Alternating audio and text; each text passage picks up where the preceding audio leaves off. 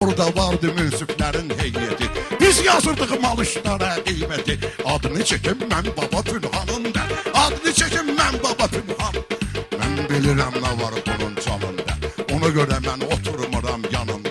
Kişəclər çomaqla gəzər, əybi yox. Diş olmaz damaqla gəzər, əybi yox. Dal əli yamaqla gəzər, əybi yox. O ləkədən olmaz amma vicdanında. O ləkədən olmaz amma vicdanında.